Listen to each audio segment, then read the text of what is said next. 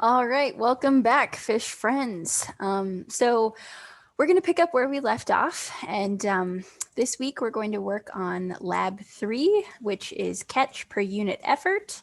And so I'm really excited to share this lab with you. Catch per unit effort is a very necessary and regular component of fisheries management, and so it's something that we really need to have a good grasp of. All right, so without further ado, I'm going to go ahead and get started sharing my screen.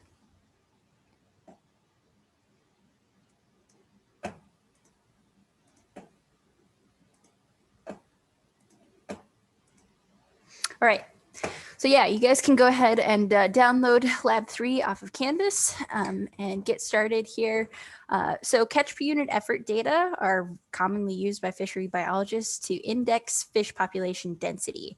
A lot of variability typically occurs among individual net catches, but if you pay attention to standardizing the sampling methods, then you can get useful estimates of relative abundance. That's still possible. So we're going to go through a largemouth bass electrofishing sample as well as a Minnesota walleye example. And so we're going to go ahead and look at these two examples here. So on the left, we have log transformed electrofishing catch per hour. And on the y-axis, we have log transformed density, so the number of largemouth bass per hectare. And then on the right, we have this walleye catch per unit effort. So we have walleye standing crop, so the number per acre. And then over here, we've got walleye per gill net. So two different ways of representing catch per unit effort. And so consider everything you've learned so far in lecture about fish sampling. Dr. Gitto, in a previous lecture, went through the relative pros and cons of different gear types, such as gill nets, trap nets, electrofishing, and whatnot. So just go ahead and list out what we think the appropriate sampling gear and methods would be for each of these groups and at different times of year. So let's just, for example, take bluegills. Adult bluegills are a little bit larger bodied, right? And so we could probably catch them via gill netting or trap netting, although they might, depending on the mesh of the trap size, a gill net probably would be a better estimate for them, or electrofishing. However, age 0 bluegill are very difficult to capture with electrofishing or a gill net alone because the mesh is too big and they're way too small to get caught up in it, right? So a different method that we could use is seining in littoral habitats to estimate bluegill densities. Seasons also play a huge role in capture probabilities, right? So depending on whether or not fish are spawning can influence where they are in a lake or a river. And so depending on what time of year it is, we probably want to avoid spawning season, right? To not adversely affect our population's recruitment with our sampling size estimation efforts. And so we'd probably want to stick to the fall or late spring after the spawn has gotten off in order to do some of that sampling. So down here, this paragraph says one of the most frequent criticisms concerning the use of catch rates as an index of fish density is the high variability among catches at various sites. And so it's best to calculate some indicator of this variability. And so biologists typically either measure variance or determine the sample size for various levels of reliability, or they can calculate confidence intervals for the mean catch rate like we've done in previous labs. So when a sample size is infinite, confidence intervals are calculated using the following formula. So there's the 80% and then there's the 95% confidence interval. And as a general rule, 80% confidence intervals are commonly used for management purposes, while 95% intervals are commonly used for research. So most sampling undertaken by a fishery biologist will not have infinite sample size. Therefore, we use a student t-test to calculate our confidence intervals. To find that value, we simply multiply times the standard error, and we need to know the degrees of freedom for our sample. And this is the number of samples, n minus 1. So let's say we have a trap net sample for white crappies and we used 5 nets. Our degrees of freedom in this situation would be 5 nets minus 1 equals 4 degrees of freedom. So in the t-table, we go down onto the left-handed column and we see here's 4 degrees of freedom. And then if we follow this line over, all the way over here, to this 0.2 value. So this 0.2 is our 80% confidence interval, and so that reads 1.533. So at an alpha 0.05, our 95% confidence interval, you would see that we have a 2.776. So these are the values that we then use to multiply times the standard error to get our confidence intervals. And so standard error calculations are easily calculated with many calculators or with Excel or R, but you should probably know what's going on under the hood, right? So the longhand calculation is as follows. So you divide the standard deviation by the square root of n. So this top part is calculating the standard deviation divided by square root of n. All right, so assume that we catch 5 white crappies and 5 trap nets. So the standard error would be calculated as follows. So we take 5 times the sum of these x squared values is 599 minus 2809, which is all of those values, this squared, right, divided by 20, and then which is 5 times 5 minus 1, which is 4. So 5 times 4 is 20. And we take all of that to the 1/2 power and then divide that by 5 to the 1/2. And we get a standard error of 1.364. And then we also want to calculate the mean for these data. And so to calculate the mean or the catch per unit effort, we do the sum of x divided by n, right? So the sum of our x's is 53 divided by 5 is 10.6 fish per net is our catch per unit effort. So 1 net would be our base unit of effort, right? So 10.6 is our CPUE. And then here we calculate the confidence intervals again, where we're taking the mean plus or minus the t-value times the standard error. So we need to do that for the plus or for the minus, right? To get that value. And so again, you guys can refer to this t-table as you go forward. So what does the confidence interval actually mean though? So let's take that 95% confidence interval from before as an example. If we sampled the population 100 times, 95 times out of 100, we would expect our mean catch rate to be within the range of 6.8 to 14.4, with a mean CPUE of 10.6 plus or minus 3.8 fish, right? So that's all that a confidence interval means. So now it's your turn. Go ahead and complete this exercise. So we're going to calculate the confidence intervals for an actual data set. These data are stock length, 13 centimeter long white crappies collected in a trap net, modified Fike net set at a Kansas state fishing lake. So we've got these catch values. Keep in mind that the net numbers go on here. It's not a single column. These are 2 different columns of the same data essentially. So we've got total of 17 nets, so it's 16 degrees of freedom, right? And we've got all these catch values. So you're going to have to go ahead and calculate all your x squareds and then calculate the values. And go ahead for your assignment, fill these out, calculate the standard error, go back to your student's t-table and figure out for the 80% and 95% confidence intervals, calculate those, and then do the range of plus or minus whatever value it is.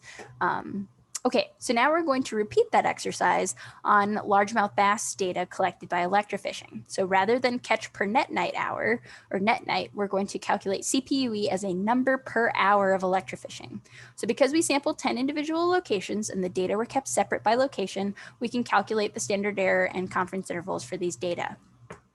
So we've got 10 locations, which means we've got 9 degrees of freedom, right? And so we're going to take our number per hour, right? And so you can get your x squareds, right? And you can get your x values. It might help to multiply these by whatever value you need to get to a single hour. or to convert them into minutes if that's easier. But go ahead and calculate CPUE, the standard error, and again, get the t-values and the 80 and 95% confidence intervals.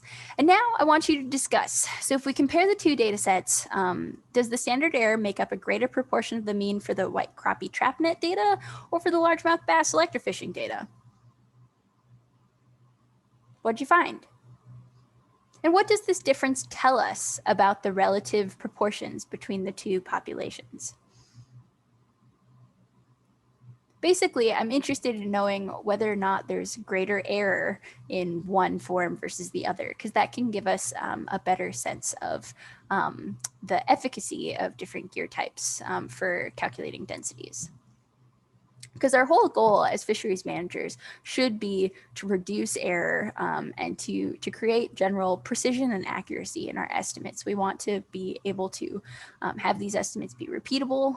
We want them to be accurate with regards to the actual densities out in nature. Because if we're not careful, then we can grossly underestimate or overestimate the size of a fish population, which can wreck a fishery, right? If we issue if we set a creel limit or set length limits incorrectly based on flawed data, there's a huge chance that we could, unfortunately, overfish a population. And the last thing we want is a fishery collapse, right? So that is why it's important to check your confidence intervals and to make sure that your data are sound. All right, so next up, we're going to talk about distributions of CPUE data. So before parametric statistical techniques such as t-test or analysis of variance, ANOVA, can be used to compare the mean CPUE data between or among water bodies, the data must be normally and independently distributed, because that's one of the assumptions. A normal distribution is one described by this bell-shaped curve. Very often, CPUE data are not normally distributed. Most often, they're skewed to the right because of a high incidence of zero or low catches per net, and occasional high catches per net that kind of skew things. So at times, some type of data transformation should be used to obtain a more normal distribution for your data set. One of the more common transformations is the log 10 CPUE plus 1 transformation. So consider this following example. In the figure below, we plotted the catch per net for yellow perch using 129 trap net nights at one water body. So we see that the distribution is skewed to the right. If we apply the log 10 CPUE plus 1 transformation, the resulting distribution, the bottom figure, actually it's skewed a little bit. We've got a lot of them, not that many that are over here. So it's actually skewed to the left. Excuse me. So now if we apply the log 10 CPUE plus 1 transformation, the resulting distribution, this bottom figure, has a more normal bell-shaped curve.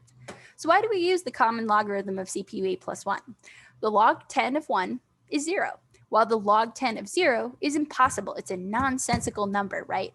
And so because zero catches are common in most sampling CPUE data, the CPUE plus 1 transformation ensures that all observations can be transformed and included in your mean CPUE value. All right, and be sure to refer to Hubert's chapter in Fisheries Techniques, second edition, to understand what we're doing for this laboratory exercise. Okay, finally, the final activity we're going to do for this lab is the determination of needed effort for desired reliability. And so as fisheries managers, sometimes it's hard to figure out, well, how many nets do I need to set out? How many hours do I need to electrofish to get a good estimate of the densities out there? Well, we can calculate that, right? And so we can determine the necessary effort to obtain a mean catch per unit effort within our desired statistical limits. And so in order to do that, we need to get a test sample. And so this is important because getting a test sample or running a pilot study or survey can give us a sense of the densities out there and get us a sense of how we can calculate the needed effort. Because this is important when we're managing agency or university budgets. We don't want to go overboard and oversample if we don't need to, right? We just want to answer our question within reason, right? All right, so let's use that same white crappie sample from a Kansas fishing lake as our test case. So the formula for the needed effort here is N equals the required sample size, equals t squared times s squared. So t is the t-value obtained from a t-table at n minus 1 degrees of freedom. So if you had 16 nets, it'd be 15 degrees freedom for a desired significance level. Your s squared is your variance. And then that value divided by a times x squared. And so a is the accuracy desired in describing the mean, and x is the mean CPUE. So in this instance, we're going to set a at 0.20. So that's our accuracy level. We want it to be within 20% of the true mean. So for the Kansas Fishing Lake White Crappie example, our mean CPUE was 36.7 per net night, and the sample variance was 832. We just calculated that in R. So the total sampling effort was 17 net nights. How many units of effort will be required to estimate, with 95% confidence, a mean CPUE that will be within 20% of the true value? The t-value is obtained by going back to that t-table that was in the previous page. And we have 16 degrees of freedom, right? Because we have 17 minus 1 nets, and we want to be 95% confident. So we go ahead to the column with an alpha of 0.05. The t-value we find there is 2.120, and we wish to be within 20% of the true mean, so our a value will be 0.20. So in this case, n equals 2.12 squared times 832, which is the variance, divided by 0.20, which is our a value, and then times x, which is our 36.7, our CPUE, mean CPUE, squared, right? So that gives us 3,739.3 divided by 53.9, giving us 69 net nights. Nice. What if we wanted to be 95% confident that we were within 5% of the true mean? So now I want you, for this assignment, to calculate the required number of net nights if we adjust this 0.2 value to 0.05. Can you go ahead and do that for me? Cool. All right, so CPUE is typically used in two ways. So the first way is to monitor trends in relative abundance at an individual impoundment. For example, what happens to CPUE after a 15-inch minimum length limit is imposed on a population that you believe is overharvested by sport anglers? This is one important reason why most state fishery agencies have established long-term monitoring programs on most waters, so we can determine what is the normal relative abundance for these impoundments and what are trends over time. So we have an idea of typical population sizes, and we have something to compare for in that range of variation. Another purpose is that CPUE data can be used to compare data from one impoundment to others. For example, how do the black crappie in my trap net CPUE data compare to that in other water bodies in the same state? So this lake that I manage, how does it do compared to other lakes that I don't manage? And so we can at least determine relative density. So for example, this population is likely low, moderate, or high density by the standards of this state or region. Finally, a little note on confidence intervals. Confidence intervals provide you with an idea of reliability of your sample. So if your CPUE is 40 bluegill per net night with an 80% confidence interval of 39, you should have little confidence in your sample because the variability is almost half the size of there is almost 40. If your confidence interval is 39, that's really, really bad, right? Because that's almost the full sample is your confidence interval. That's whack. And so if it was a much smaller value, if a confidence interval of like 1 or 2, that'd be a pretty good estimate. You could have good confidence in it. Confidence intervals, again, we talked about, are an easy indicator of needed effort. So if your confidence intervals are too large, then you know that you need more units of sampling effort to get that desired reliability of your sample. And so with that, that was lab 3. And I hope that you guys are able to calculate catch per unit effort better now. And with that, I hope you have a great day. Thanks for watching. Click like and subscribe. Have a good one.